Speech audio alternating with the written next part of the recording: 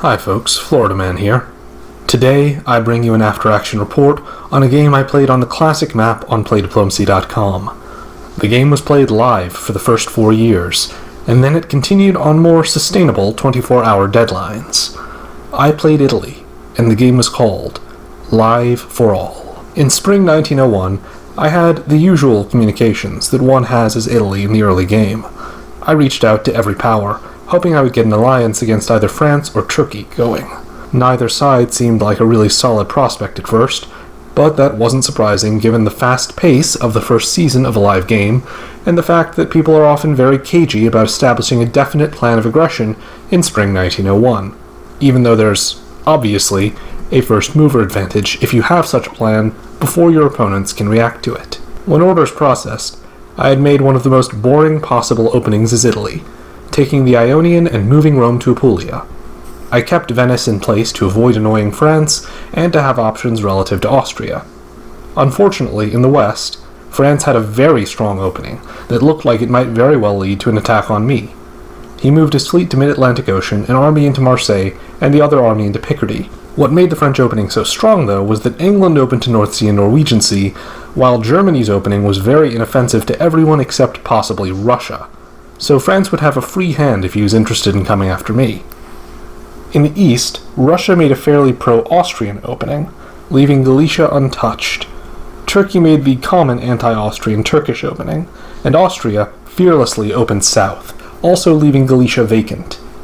It is, of course, worth noting that this showed surprising faith in each other from Russia and Austria, since if either of them had just occupied Galicia, that power would have an advantage in any subsequent war. At this point, I aligned myself with the Austrian-Russian alliance against Turkey. When fall orders processed, Austria and I engaged in a coordinated bounce in Trieste that I believe was Austria's idea, and Austria supported Russia into Romania, while Russia and Turkey continued to each try for the Black Sea. Germany kept Russia out of Sweden, but the big surprise of the season for me is that England kept Germany out of Holland, which was possible since Germany had ordered Munich to hold in the spring, which I should note is the worst option for Germany's Munich move possible, since it doesn't leave Munich any more secure than moving away would. France's fall moves made it much more likely than it already had been that he'd come after me, which I attempted to address with a message to France. I believe France gave me some sort of a half-hearted reassurance, but in the build phase, France acquired 2 new fleets, including a southern one, naturally, that made his probable intentions obvious. Anticipating him, I also acquired a new fleet of my own, while Austria acquired only armies, under the understanding that I would be the navy for our alliance. Russia and Germany each built a single army, as each had the misfortune of having lost a growth opportunity the previous season. England built an Edinburgh fleet, reflecting at least friendliness toward France, if nothing else about English intentions. In spring 1902, France moved south in force against me, while I sent an army to Piedmont and a fleet to Tyrrhenian Sea, coupling that with a move of Ionian to Aegean to help Austria out. The hope was that if I was a good Austrian ally here, he would stand by me, not betray me while France attacked, and perhaps give me some scraps of Turkey. But the fact is, this was a very frustrating time in the game. When I play as Italy, I usually have a harder time than I do with other countries, and probably the biggest issue I tend to run into is that when I'm attacked by France in the early or mid-game, it ends up proving impossible for me to grow, and I inevitably lose. This is why, as Italy, I usually favor trying to eliminate France early on if I can get an alliance together to make that happen. Unfortunately, because I'm Italy, usually no one's interested in me in the West, and instead I have to go whisper into the Eastern powers' ears. On the bright side, the war in the East was actually going well still at this point, with Austria and Russia still acting in unison against Turkey and keeping an empty buffer zone between themselves.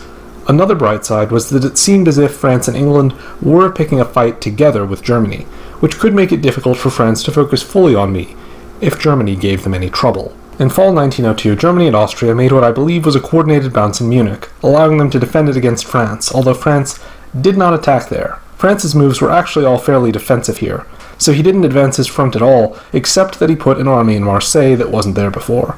Russia vacated Sevastopol in favor of taking Armenia, and Turkey finally landed in the Black Sea. Generally, very little happened in the east, though, as Turkey again failed to move his fleet out into the Aegean, bouncing the Austrian-Greek fleet. England moved closer to a clear attack path against Germany and made an unsupported convoy move into Denmark, mistakenly ordering Skagerrak to support North Sea to Denmark instead of Yorkshire to Denmark. In the build phase, Austria got a fleet, which we both understood was necessary given the difficulties I was facing, and I quietly resigned myself to a short game.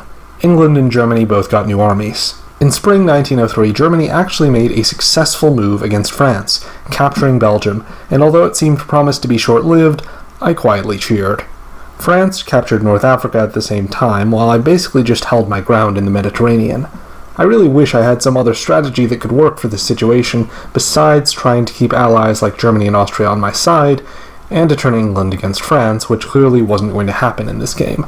Unfortunately, even in hindsight, the only thing I can think of is that I could have gotten more Austrian units helping me, or gotten Russia involved in the Western War.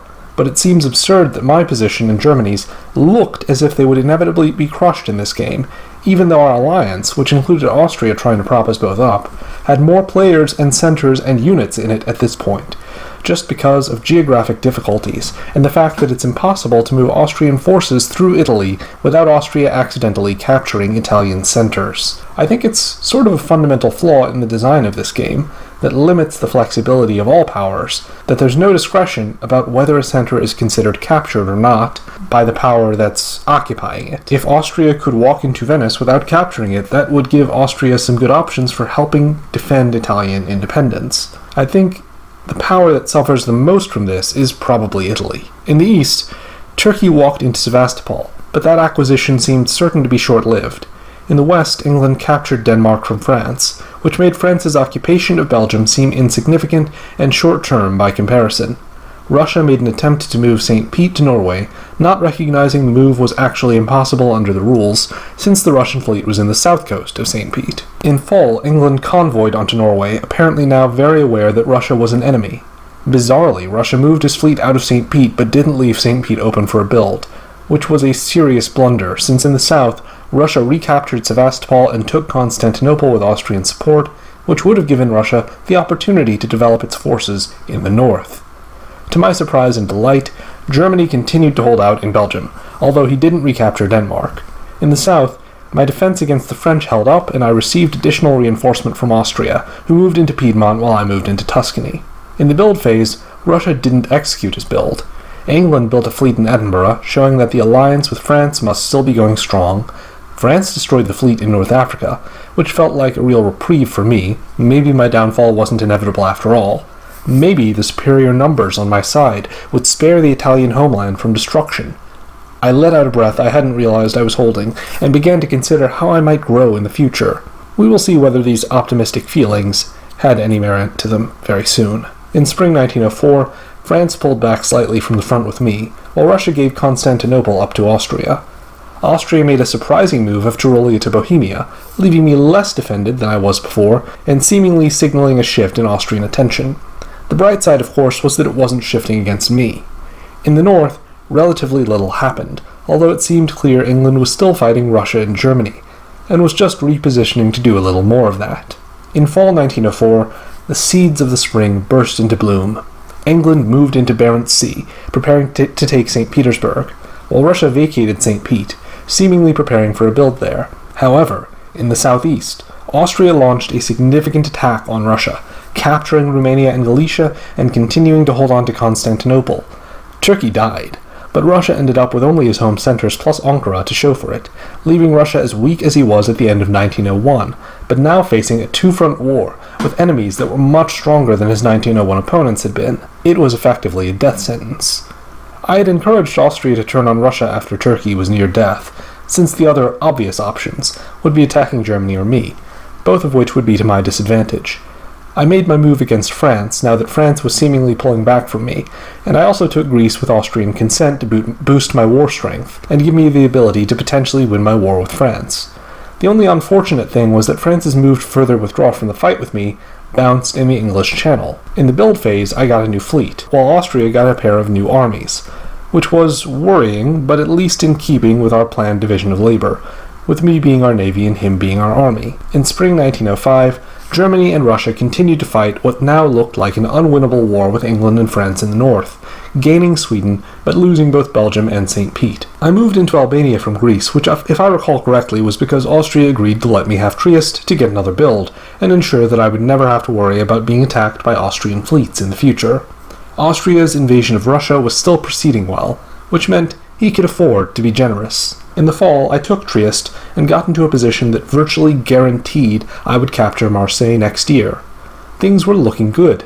England recaptured Sweden and Russia recaptured St. Pete, but Russia also lost Warsaw to Austria, so Germany and Russia continued to slowly lose ground. In the build phase, I got another new fleet. France got an army, Russia lost his Sevastopol army, and England got an Edinburgh fleet and a London army. In spring 1906, unfortunately, Austria broke the script by walking into Venice, which soured my capture of Marseille and prematurely ended any hope that I'd enjoy a long rule over southern France. This was at the same time that he successfully walked into Ankara and Sevastopol, which made it apparent that we were about to see an Austrian solo attempt, since he'd eliminated his only eastern threat. At this point, I rushed to make up with France, and in fall I vacated Marseille to show my good faith. I easily retook Venice, but Austria walked into the undefended center of Greece and took the Ionian Sea at the same time, and it became clear that my seemingly perfect ally had found a seemingly perfect moment to turn on me. He also took Moscow this season, reducing Russia to St. Pete. At the same time, England captured the German home center of Kiel, reducing Germany to 3 centers. It seemed the game was being reduced to the winner's circle of England, France, and Austria. I never really thought Austria could win the game from this position, since he wasn't positioned to cross the stalemate line and hold any territory on the other side of it securely. Sure enough, what we see going forward is that while Austria crushes me successfully in my homeland, France responds quickly to my weakness in the south, rushing its fleets back there to either take advantage of my collapse or to prevent Austria from taking too much advantage. In the center, Germany doesn't try to throw his centers to Austria, and Austria isn't able to get the drop on Germany or recapture enough momentum to capture the German centers from France and England once Germany is gone. France ends up helping me out in the south, rather than just eating me, at least at first, and so although Austria proposes a draw that includes himself, England, and France, and excludes me, I continue to fight and try to survive. Austria continues to lose ground, including losing Smyrna to France, and although France betrays me and ultimately kills me off, my sudden disappearance doesn't provide any opportunities for Austria to recover, and his lack of southern fleets proves to be a devastating weakness, with France having him outnumbered 2-1 at sea. Austria ends up agreeing, in fall 1911, to a 2-power draw that excludes himself, making England and France the only winners of the game. It was an interesting, twisting, turning mess of a game.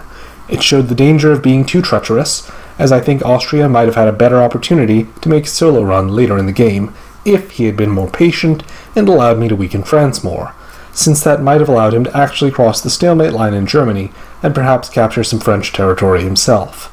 It also showed something that we've been running into a lot with our after-action reports. Basic, solid alliance play between 2 powers can basically rule the board, as long as they don't turn on each other before the enemy is subdued. The superior solidarity of the English and French is what delivered them this victory over the Austrian-Italian coalition. I think it was far from inevitable, since if Austria had not turned on me when he did, I had guaranteed Marseille and might have progressed quickly into Spain at least, although further advantages were obviously not certain. Alas, poor Italy. I knew him, Horatio. A fellow of infinite jest, of most excellent fancy. He hath borne me on his back 1,000 times, and now, how abhorred in my imagination it is! My gorge rises at it.